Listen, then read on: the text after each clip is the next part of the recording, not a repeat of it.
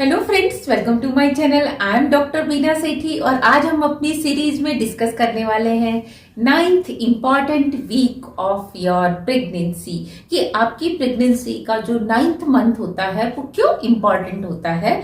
और ये अपने आप में इम्पॉर्टेंट है तो इसमें होने वाले बेबी में क्या चेंजेस होते हैं और आपको कैसे सिम्टम्स फील होते हैं और हमें किन किन बातों का प्रिकॉशंस रखना चाहिए, साथ में होने वाले पापा को भी किन किन बातों का ध्यान रखना चाहिए। तो आज हम अपने इस वीडियो में इन सब बातों को ध्यान से देखेंगे।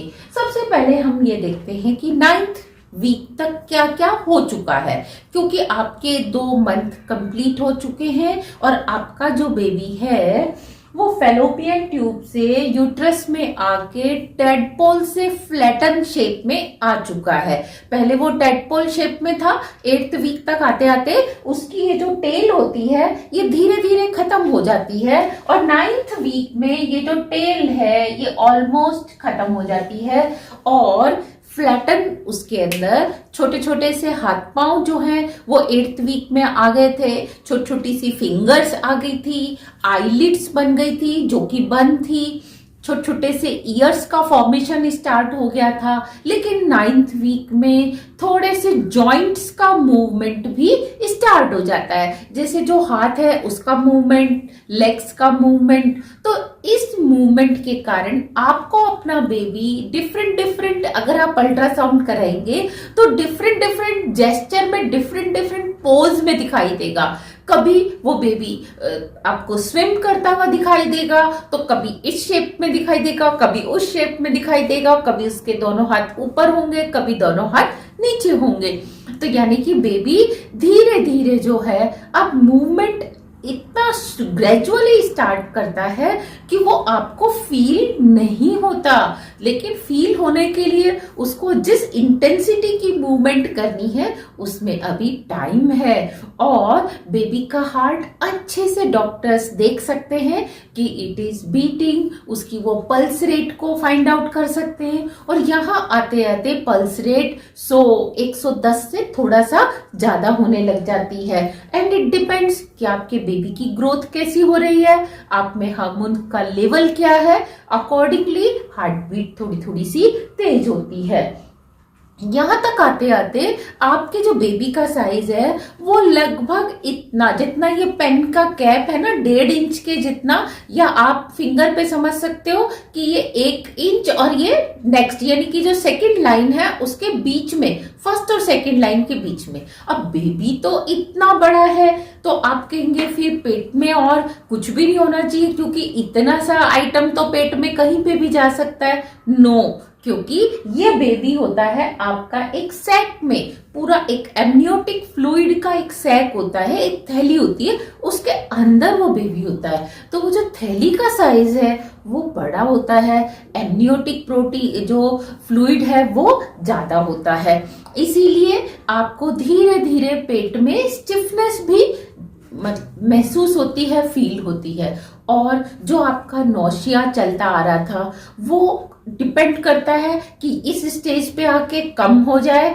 या ज्यादा हो जाए। It depend sometime on your hereditary, sometime जो एक इम्पॉर्टेंट हार्मोन है प्रोजेस्टेरोन, उसके ऊपर कि उसकी अमाउंट आपकी बॉडी में कितनी है और आपकी बॉडी उसको कैसा रिस्पॉन्स कर रही है। कभी कभी आपने देखा था कॉन्स्टिपेशन हो गई थी आपको 7th 8th वीक में, कभी कभी वो कॉन्स्टिपेशन इस स्टेज पे आके कम होने लग जाती है, मीन्स आपकी बॉडी उस हार्मोन को एक्सेप्ट कर लेती है। और कभी कभी वो कॉन्स्टिपेशन कम नहीं होती तो यू हैव टू टेक एक sufficient amount of fibrous food, जितने भी फाइबर वाले फूड हैं, सैलेड है, ग्रीन वेजिटेबल्स हैं, दालें हैं, ये आपको लेनी है।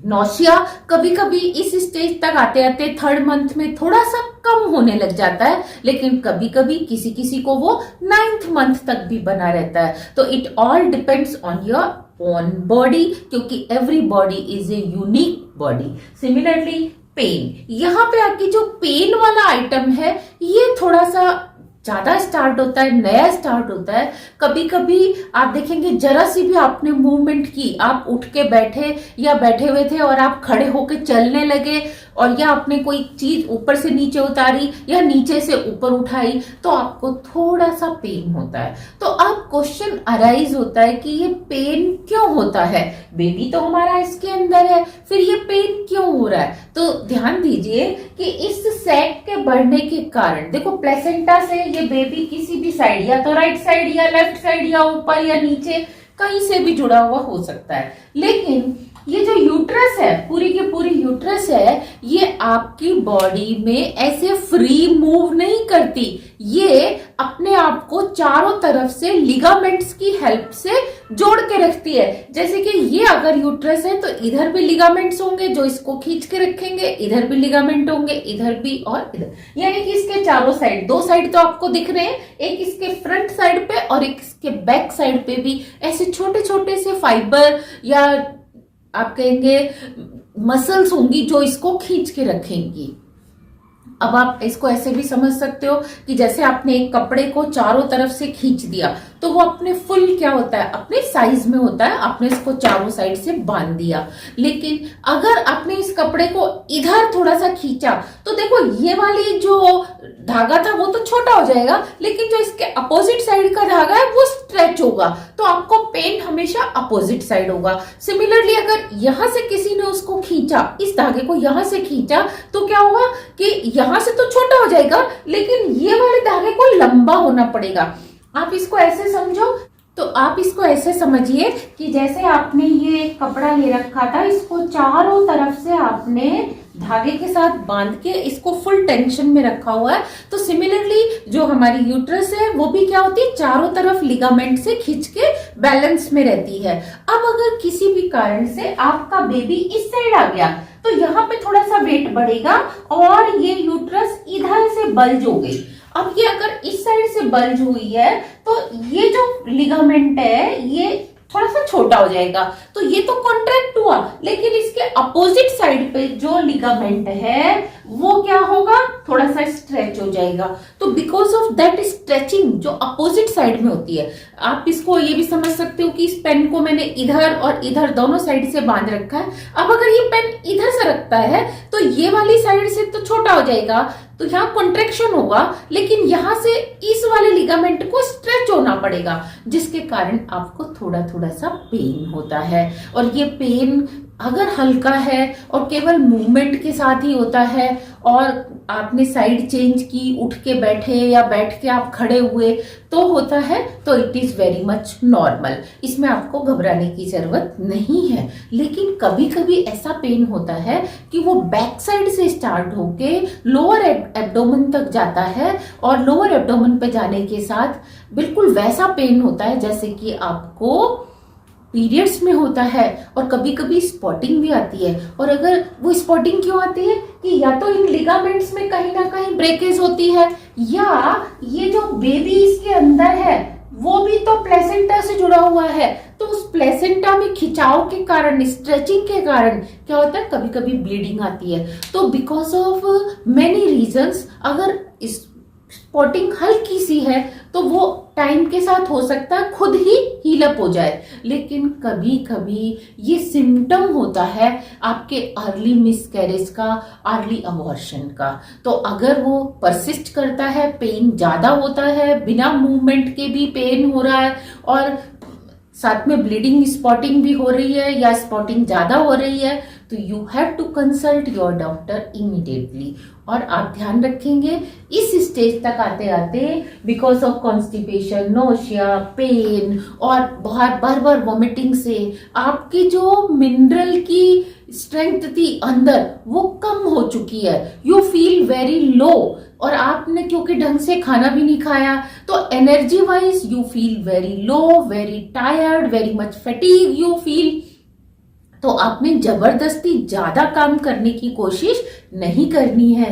और ऐसे में जो आपके हस्बैंड हैं उनको भी चाहिए कि वो आपकी हेल्प करें, इस चीज को अंडरस्टैंड करें कि आपने जो फर्स्ट मंथ और सेकंड मंथ था प्रेगनेंसी का, उसमें तो जो आपका स्टॉक कंसंट्रेशन थी, आपकी स्टॉक में जो आपके पास विटामिन थे, मिनरल्स थे, उन्होंने आपको सपोर्ट दे दिया। लेकिन अब आप कंज्यूम तो नहीं कर रहे हो, लेकिन आपको रिक्वायरमेंट डेली की है, तो अब आपको धीरे धीरे वीकनेस ज्यादा होने लगती है। तो आपने अपने खाने पीने पे ध्यान देना है, आपको अपना नेचर इरिटेटिंग नहीं रखना, आपने भी उसको एक्सेप्ट करना है। और आपके जो फैमिली मेंबर्स हैं, चाहे वो आपके हस्बैंड हैं या आपके इन लॉज हैं या आपके कुलीग्स हैं, तो उन्हें भी थोड़ा सा इस चीज का ध्यान रखना है कि you might be feeling low in energy, तो वो आपको हैवी काम के लिए प्रेशर ना दें और आप खुद भी अपने ऊपर जबरदस्ती का प्रेशर ना लें। अब इसमें हम क्या देखते हैं कि जब आपकी एज थोड़ी सी ज्यादा है, 33, 34, 35, या आप बहुत वीक है या आप बहुत ज्यादा फैटी हैं, तो इन दैट केस, या आपकी फैमिली में कई ऐसी हिस्ट्री रही है कि आपको डाउन सिंड्रोम वाला या कोई फिजिकली चैलेंज बच्चा या कोई स्पेशल बेबी आपके फैमिली में, मतलब मदर की फैमिली या फादर की फैमिली में हुआ है, तो you have to consult your doctor. वो डॉक्टर्स जेनेटिक जो काउंसलर होते हैं, जेनेटिक डॉक्टर्स जो होते हैं, वो आपकी जीनोम्स की एक तरह से स्टडी करते हैं। वो आपका NIPT टेस्ट भी कर सकते हैं, यानी कि नॉन इन्वेसिव प्रीनेटल टेस्ट, जिसमें वो आपका ब्लड लेंगे और आपके जो ब्लड में बेबी के कुछ हार्मोन्स आए हैं, उनसे वो बेबी का टेस्ट करेंगे कि बेबी इज ऑल राइट और नॉट। और कभी कभी वो इन्वेसिव टेस्ट करते हैं। इन्वेसिव टेस्ट में क्या करते हैं, वो बेबी की बायोप्सी करते हैं, बेबी के प्लेसेंटा में से छोटा सा एक पीस लेकर और उसकी बायोप्सी करते हैं और वो चेक करते हैं कि whether baby is all right और नॉट। और अगर आपकी फैमिली में ऐसी कोई हिस्ट्री है, तो this is the correct time कि आप अपना NIPT करा लें 9th मंथ में। और इसके लिए जो आपका इन्वेसिव टेस्ट है, इसके लिए आप और अभी 1-2 वीक तक रुक सकते हैं, आप इसको थोड़ा सा लेट भी करा सकते हैं। और इन टेस्ट को हम कोरियोटिक टेस्ट भी बोलते हैं, और इसको हम 10 वीक या 10th वीक के बाद करते हैं। स्पॉटिंग के लिए बहुत ज्यादा अलर्ट रहना है। अगर एक आध बार होती है तो नो प्रॉब्लम, लेकिन अगर वो ज्यादा होती है और रिपीटेड होती है, you have to consult your doctor immediately. और यहाँ पे अब आपने देखा कि आपका जो बेबी है वो धीरे धीरे ग्रो कर रहा है, तो यू नीड बैलेंस्ड डाइट। तो आप अपनी डाइट में प्रोटीन और मिनरल्स, ये दोनों चीजें जरूर लें। और अपने आप को हैवी वर्क से बचा के रखें।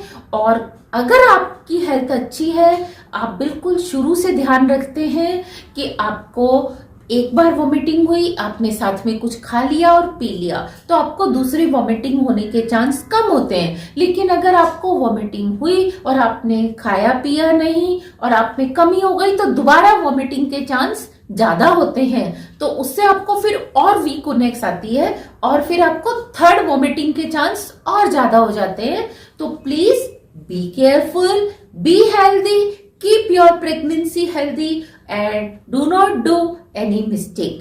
So this was all about 9th week of your pregnancy. Happy pregnancy. And मैंने एक और चैनल बनाया है जिसका नाम है डॉक्टर बीना सेठी।